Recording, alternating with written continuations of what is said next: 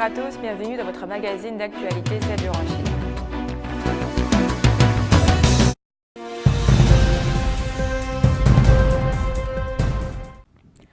À Astana, au Kazakhstan, le président kazakh a salué l'arrivée des dirigeants mondiaux, dont le président Xi Jinping, lors de la cérémonie d'ouverture de l'Expo 2017. Un autre événement majeur se déroule à Astana, c'est bien la cérémonie d'ouverture de l'Expo 2017. Le président kazakh Nursultan Nazarbayev a salué l'arrivée des dirigeants mondiaux, dont le président Xi. Le thème de l'exposition est l'énergie du futur. Le qu'Astana cherche à évoluer d'une économie dépendante du pétrole vers une destination écologique. Il s'agit de la première exposition universelle organisée en Asie centrale et qui devrait attirer jusqu'à 4 millions de visiteurs durant ces 3 mois d'ouverture.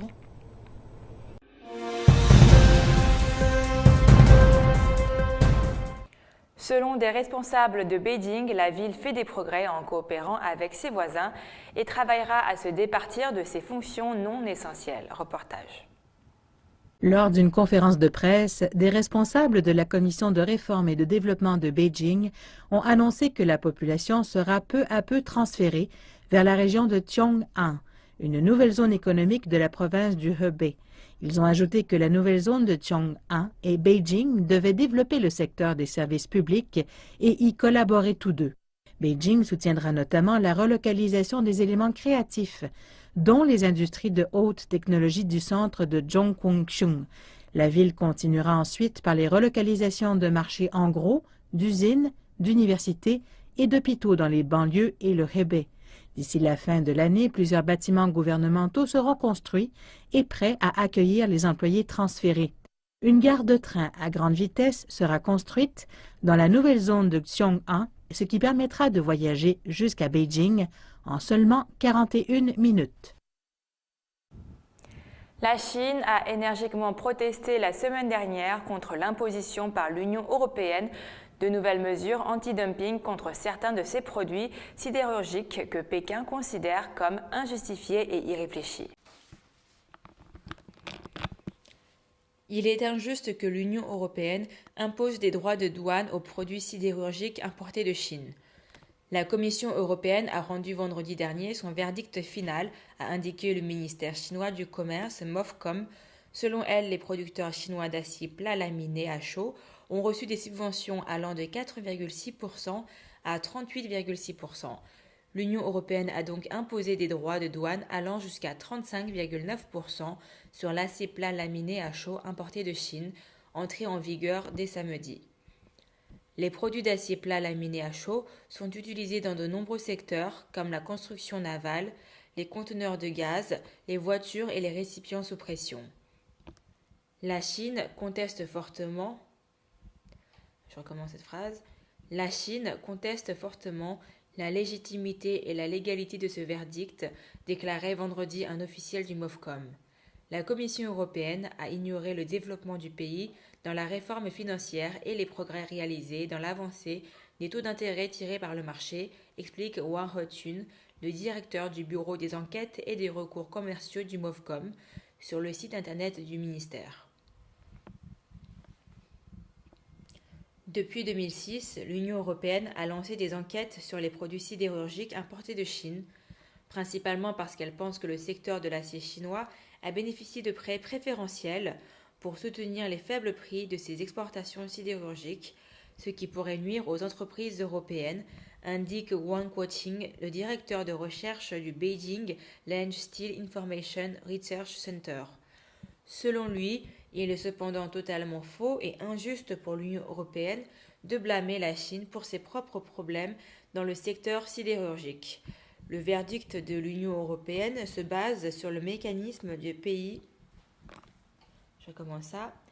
Le verdict de l'Union européenne se base sur le mécanisme du pays de substitution. Je recommence cette phrase-là encore. Le verdict de l'Union européenne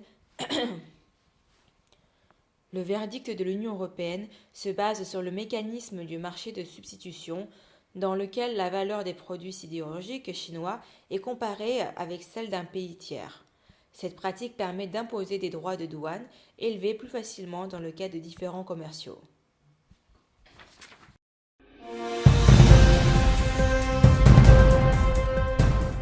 La Chine a exploré quelques 210 000 mètres cubes de glace combustible en mer de Chine méridionale et les tests progressent de manière satisfaisante, a-t-on appris samedi d'un bureau géologique local. La Chine a exploré quelques 210 000 mètres carrés de cubes combustible en mer de Chine méridionale et les tests progressent de manière satisfaisante, a-t-on appris samedi d'un bureau géologique local.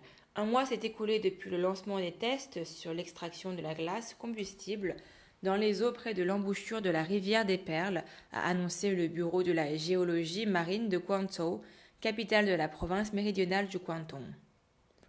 Samedi après-midi, la production quotidienne avait atteint 6 800 mètres cubes selon le bureau. Le processus de production de gaz se déroule sans problème et nous jetons les bases pour la prochaine étape, indique un communiqué du bureau. La glace combustible existe normalement au fond de la mer et dans le pergélisol de la toundra, où les pressions exercées sont assez fortes et les températures assez basses pour assurer sa stabilité. Elle est inflammable comme de l'éthanol solide. 1 mètre cube de glace combustible, un hydrate de gaz naturel, peut contenir jusqu'à 664 mètres carrés de gaz naturel normal. Ye Tianliang, chef du bureau, s'est engagé à prendre des mesures strictes pour protéger l'environnement. Nous surveillons l'air, l'eau de mer, le fond marin et l'équipement.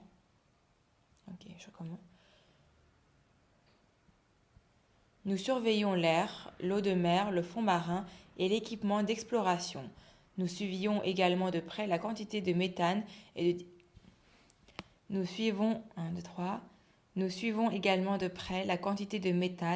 de dioxyde de carbone, a-t-il fait savoir, ajoutant que jusqu'à présent, il n'y avait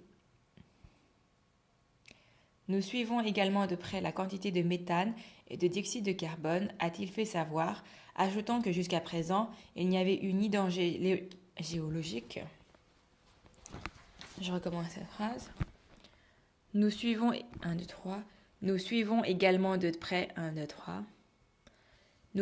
également de près la quantité de méthane et de dioxyde de carbone, a-t-il fait savoir, ajoutant que jusqu'à présent, il n'y avait eu ni danger géologique ni pollution environnementale. À Shanghai, une exposition a ouvert ses portes au musée des collections d'art pour marquer la journée du patrimoine culturel chinois. Elle présente de nombreuses pièces aux caractéristiques anciennes, venues de Chine, de Russie et d'autres pays situés le long de la route de la soie.